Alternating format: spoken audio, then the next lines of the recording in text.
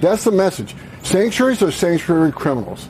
And as far as the mayor of Boston saying safest city, so we're going to provide real examples of people that they've released from custody in these sanctuary cities that ICE took a lot of time to find these people and take them off the streets. And who knows how many children were attacked by these people between the time the county released them and ICE was able to find them, because sometimes it takes months. So we're going to present real life situations on real victims of real illegal immigration crime. We are following breaking news. Suffolk County Sheriff has just been indicted on federal extortion charges. Our Ben Cimino is live with the information just coming in. Ben. Yeah, here is that complaint right here. According to this indictment, Sheriff Steven Tompkins helped a Boston-based cannabis company secure a license to set up a dispensary in the city. Authorities say Tompkins then pressured the company for stock as it prepared to go public. The business allegedly feared that Tompkins would interfere with their license renewal, and they relented on that stock request. In 2020, the indictment states that Tompkins wired a $50,000 payment for a pre-IPO offering. He bought more than 14,000 shares of the company. By the following year, court documents show the shares were worth nearly $140,000. Well, on today's episode of Nobody's Above the Law, we bring you yet another example of a sanctuary city Black Lives Matter activist liberal official being busted for not exactly being the high and morally superior individual that they posture as. And today's story comes out of the sanctuary city of Boston, where apparently this very sheriff, who has proudly defended his record of sheltering illegal aliens, refusing to even hand over the ones currently sitting in his own county jails over to ICE, has now been arrested by the feds for, I kid you not, extorting a cannabis company, which is, of course, very normal behavior for any sheriff to be engaged in, but especially a pro-BLM sheriff who rails against the brokenness of our policing system, as we'll show you today, right? He's all about the criminal justice reform, the police need to be better, and then here you have him casually involved with an extortion plot with a marijuana company. It is truly hysterical, and this, of course, comes as sanctuary city policies continue to wreck the city of Boston. So we'll give you the full rundown here today. We also have another legal update because apparently we're now finally getting a opening of a grand jury investigation into Letitia James. So I've been wondering, hey, when is this finally happening? Now here you have it. So things are moving ahead. Kash Patel is now even responding to this very sanctuary city sheriff. We'll tell you about it. First though, folks, as usual, do us a favor. If you enjoy our content, make sure you hit that like button down below and subscribe to the channel if you are new. Subscribing here, guys, is not only the best way to support our videos, but it also ensures that you can stay up to date with all of our latest news and coverage. And with that said, so let us, of course, start off by understanding where exactly Boston, the greater Boston area, and even the state of Massachusetts have been on the sanctuary policies, because we well know that Massachusetts is one of the bluest states in America, despite the fact they're also one of the whitest, least diverse states in America. They have been constantly virtue signaling about how much they love illegal aliens. They love diversity, right? Despite the fact that you send about 12 illegals to Martha's Vineyard and the liberal, wealthy boomers there suddenly have a total meltdown. But it is worth noting here that even just about a year ago, due to the results of continually voting for Democrats, continually voting in favor of sanctuary city policies, we of course suddenly now had a bunch of local residents in the area of Seaport in Boston actually protesting against the fact, ironic, right, that a local office building was being turned into a migrant shelter for illegal aliens, to which I say, what exactly is your problem? You guys are proudly a sanctuary city, but suddenly when they move migrants into your neighborhoods or your communities, suddenly this is such a problem. I guess you could say it's a degree of moral hypocrisy, much like the sheriff we're about to talk about here today. But just so you understand, right, these are the type of politics that we're dealing with in Boston, where the morally superior characters, turns out, are not all that morally superior. Tonight, some people who live in this neighborhood voiced their anger and frustration at a community meeting with state officials about this emergency shelter that's opening its doors. Neighbors feel like they had no say in this process, and officials had no answers for them either. Wait. Can we kindly kindly have a little bit of decorum in the room? No, this is my neighborhood. Fuming neighbors who called 4 Point Home grilled state officials about the 80 migrants who will call 24 Farnsworth Street a temporary home. The office space owned by the Unitarian Universalist Association will be turned into the latest overflow shelter. How is it a done deal when you cannot answer these questions? Safety and security, location, and facilities topping the concerns. You said this is real. How are you going to ensure we're safe? So we get no say as residents of the town, residents of the city, neighbors. I would like to see a little bit more compassion. That's my point of view. Thank you. Neighbors like Brian Curley say the community didn't have a voice before the decision was made. I think there's a lot of angry residents here who feel the same way I do, that this was being forced on us. General Scott Rice, who's overseeing the state's strange shelter system, vowed security for families living in the shelter and neighbors in the community. Our track record has been very good. We've had very, very, very few incidents. United Way is the nonprofit that will run the shelter. Neighbors voiced their concerns to them about no showers on site and a plan to bus migrants to local Ys for services. Though United Way says there will be at least 6 bathrooms in the space. We certainly would not put anybody in a space that has anything unsafe for them. And while some are ready to welcome shelter residents with open arms, this is a great idea. Smart thinking. I think it should happen more often. Some are still frustrated at the lack of information. There was a lot of questions tonight. There were not a lot of answers. Yeah, so you can clearly get an idea of what we're talking about here, because don't get me wrong, I'm sure that there are some Republicans, Trump voters, conservative people who showed up to this meeting to voice their concerns. But at the same time, this is Massachusetts. This is the place where I believe not even a single county went Republican in 2024.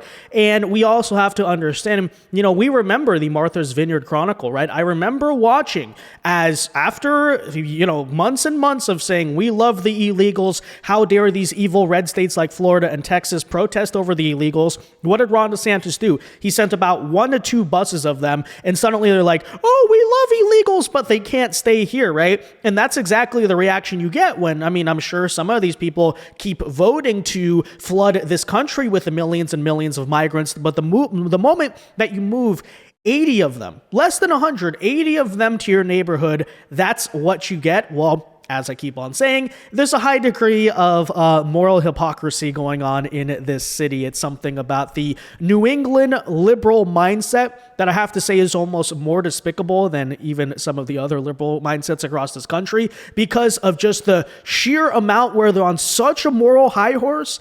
And then they are such hypocrites about it, right? They refuse to actually, we love diversity, but we don't want to live around it, right? But you guys are the racists, right? So that's what we're dealing with here. Anyways, that said, we've of course seen major headlines like this out of Boston as well. This, for instance, is Cesar Augusto Polanco, a Dominican Republic national who was living free in Boston despite a criminal conviction for second-degree murder. Why is that? Because Boston is a sanctuary city and local law enforcement are not allowed to cooperate with ICE. And finally, in the year of 2025, as a matter of fact, days within Trump's presidency, they finally nabbed this guy. But just keep that in mind as well. So we're about to get into this story about the Boston sheriff. Understand that when we're talking here, guys, about Boston, we are talking about one of the most radical sanctuary cities in all of America, because these are people who actually will shelter illegals in their jails. Okay, so we're not talking about them saying, oh, the hardworking ones who aren't doing anything wrong. No, you can have an illegal alien in Boston locked in a jail. And repeated instances, this happened as well during the first Trump presidency. They will not allow ICE to come in and arrest and remove an illegal alien who's literally in the jail. In fact, we've seen cases where they let them out of jail. They let these illegal criminals in Boston, this is true, free onto the streets in order to simply make sure that ICE cannot come after them, right? So in a second here, guys, we will get into today's main story. But I lastly want to note that this very character right here, right, Mr. Steven Tompkins, is not only a huge sanctuary city activist, he's also notably a Black Lives Matter activist, right? Back in 2020, throughout the years, has made big moral crusades and stands about how the police need to be better, right? I'm woke, I'm with them. We need serious police reform. We need to have police stop abusing their power, which makes all of it combined a very ironic story that we're about to get into here today. This, my good brothers and sisters, is our Rosa Parks moment. This is our moment where we're saying enough is enough and we're not going to take it anymore. But the beautiful thing about this moment, it's not just black and brown people saying that. It's white, yellow, red, young, old, physically challenged, LGBT, you name a group. Not only in this country, but on this globe, people are saying that they have had enough of the type of, how do I say, neglect, being shunned to the side. When I'm asked about the criminal justice system, people say to me, how are we going to fix the criminal justice system? And what I say to them is, criminal justice system isn't broken. The criminal justice system was built to be punitive. It was built to punish people that committed crime. And I'm not saying that's the wrong thing. What I am saying, though, is when you have arrogance and ignorance and racism matched up with any punitive endeavor, bad things happen. As all of you know, 65% of our inmate population is black or brown. That's in this Commonwealth where that same demographic is 18%. How do you get 65 out of 18? Ignorance, arrogance, racism. Yeah, well, I think I can see where this one is going. Can you guys guess where this is going? Indeed. When you want to talk here about law enforcement officers who are abusing their own power, let's talk about the Boston sheriff, because, ladies and gentlemen, according to Fox News, here you go. Kash Patel is now slamming a corrupt sanctuary city sheriff who just got indicted for extorting a cannabis company. Tompkins faces up to 20 years in prison on each count after allegedly exploiting this dispensary partnership for personal gain. I know, just such a wonderful sanctuary city BLM activist. He's doing such a good job with his authority, by the way. So the Boston sanctuary city sheriff was arrested on Friday on federal charges after allegedly leveraging his elected position to extort $50,000 from a cannabis executive who was seeking state approval to open a dispensary, a scheme that FBI Director Kash Patel called a betrayal of public trust. I mean, sure, I would have to think so, right, Mr. BLM? Isn't that your whole thing? You don't like when police abuse their power to leverage or, gain a personal favor for whatever reason? Isn't that what BLM was supposed to be all about, right? I'm sure he's now going to claim that it's just a racist attack against him or something. But anyways, the Suffolk County Sheriff Steven Tompkins, who oversees more than 1,000 employees in the Boston area, as the sheriff, by the way, of this sanctuary pro-crime city, was handcuffed Friday morning in the Southern District of Florida after a federal grand jury indicted him on 2 accounts of extortion under color of official rights, according to the U.S. Attorney of Massachusetts. Quote, when someone entrusted with enforcing the law is accused of breaking it for personal gain, it undermines the public's trust in every honest officer who wears the badge, according to Kash Patel. The FBI will pursue corruption at every level because nobody's above the law. There you go. The people of Suffolk County and the country deserve leaders who serve them, not themselves. I mean, sure, that should be true, of course, Mr. BLM here. Now, let's not forget that this very guy, Sheriff Tompkins, as I said earlier, made headlines back in 2019 after he booted ICE agents out of the county jail, signing an eviction notice that required hundreds of illegal immigrant detainees to be moved out within 60 days, according to a report from the Boston Herald. And so even in this case, right, even the illegal alien criminals who are sitting in the jails, this guy fought so hard to protect. But apparently we're supposed to be so surprised that this guy wasn't really following the laws themselves. Gee, you don't say. According to court documents here, the cannabis company applied in 2019 for a retail dispensary license in Boston through the Massachusetts Cannabis Control Commission. And to meet the state's requirements here, the company partnered with the Sheriff's Department, which agreed to screen and refer graduates from its reentry program for work at the dispensary's retail store. And so to make a long story short here, what did he do in order to get the approval? He extorted the situation, right? To raise capital for an IPO and expand as a publicly traded company, executives sought multi-million-dollar investments and other investors, obviously, but by mid-2020, they were ready to launch. But prosecutors allege here that Tompkins pressured the cannabis executive for the stock, right? He wanted part of the IPO here to make money on that, reminding the executive that he had helped the company in its licensing efforts.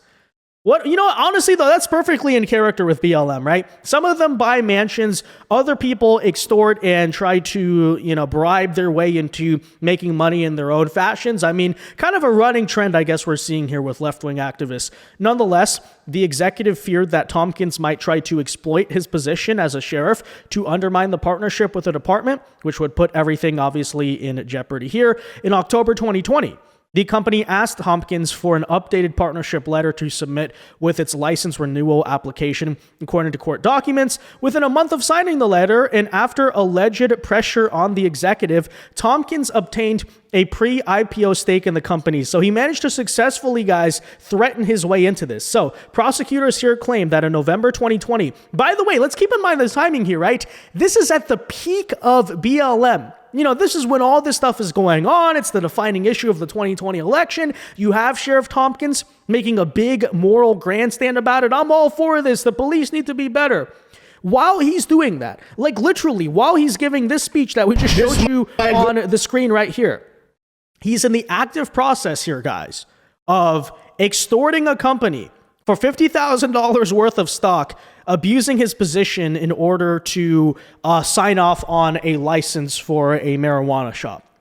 I mean, you can't write this stuff. Seriously. The brazenness of so many Democrat officials, whether that's this or whether that's Letitia James, as we'll talk about here in a second, basically, frauding allegedly her FHA loans for homes in Virginia, very brazen, obviously, when she's not even living there. She's obviously the Attorney General of New York. She's doing this while she's actively prosecuting Donald Trump. Like the brazenness, you're going to do that while you're saying nobody's above the law. Same situation here. So these people are insane. He purchased nearly 29,000 shares here. And, the story goes on.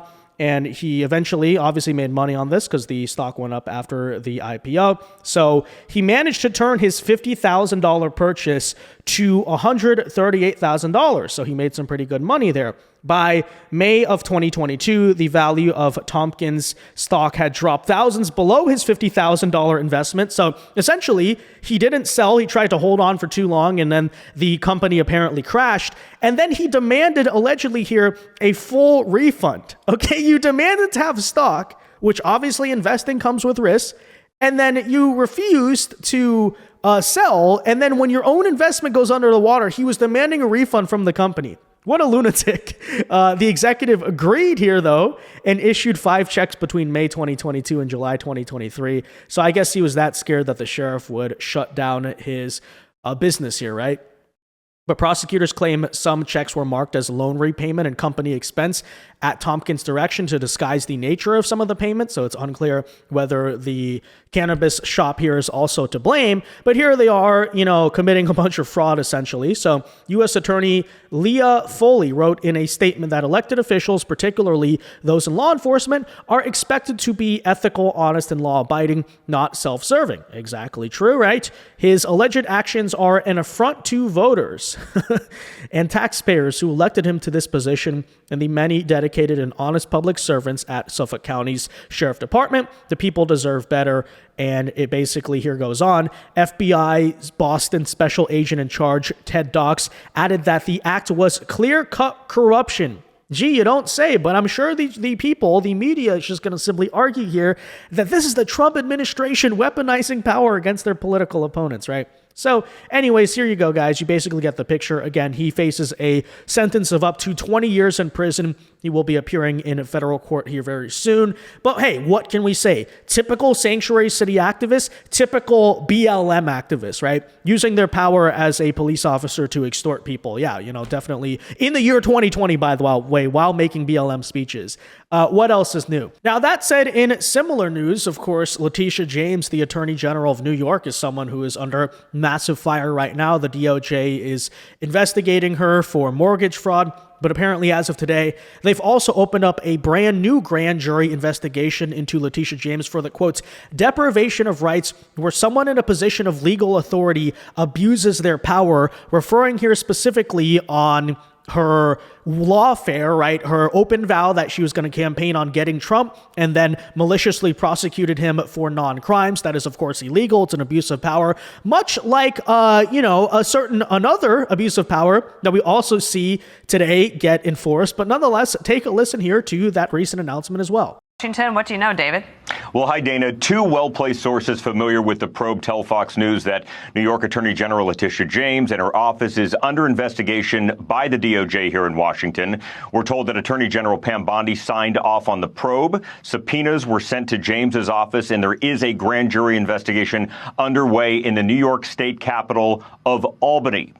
The specific investigation, my colleague Jake Gibson, Ashley Oliver, and myself are being told involves deprivation of rights, which in plain language means someone in a position of legal authority violating someone else's constitutional or legal rights. Those sources tell Fox News the DOJ is going after James because she took then former President Donald Trump to court, quote, simply because she didn't like him and campaigned on getting him. DOJ, led by Bondi, believes she violated his First Amendment rights dealing with free speech. James has said before she believed Trump inflated his net worth to get good deals on loans from lenders and other financial benefits. Ms. James won in a court judgment of over $450 million against the Trump organization. Trump is appealing, and it's pending. The entire scope of the grand jury probe in Albany, Dana, is unclear. Grand juries are secretive, but we've learned from these well-placed sources it stems from a recent strike force set up inside the Justice Department to investigate an alleged plot to tie Trump to Russia in 2016. Sources say that strike force has expanded to other topics. Now, to recap, the Justice Department has initiated grand jury proceedings in Albany, New York, against the Empire State Attorney General Letitia James. But remember, this is important. A grand jury simply decides if there's enough evidence to indict. To be clear, we are told this is very early in the process, and no one, as I speak to you right now, is facing any charges at this time. Fox News reached out to Attorney General James's office multiple times, but we've yet to hear back. Dana? Well, this is good news, and it's certainly warranted. We'll see where it goes. I have to also ask the question as to why has the mortgage fraud thing that seems pretty clear-cut not been moved forward by Pam Bondi and the Department of Justice. But nonetheless, guys, there you have it. So now repeated cases of Democrats claiming that nobody's above the law. Meanwhile, they're abusing their power and breaking the law. So that said, guys, let me know your thoughts on all of this in the comment section down below. Are you surprised to find out that a sanctuary city BLM mayor or sheriff, I should say, is completely extorting people? Are you surprised to find out that Letitia James, guess what, was politically targeting Donald Trump? I mean, I'm sure that's a known fact. Let me know your thoughts. Be sure to leave a like on this video, subscribe to the channel if you are new, and until next time, God bless and peace.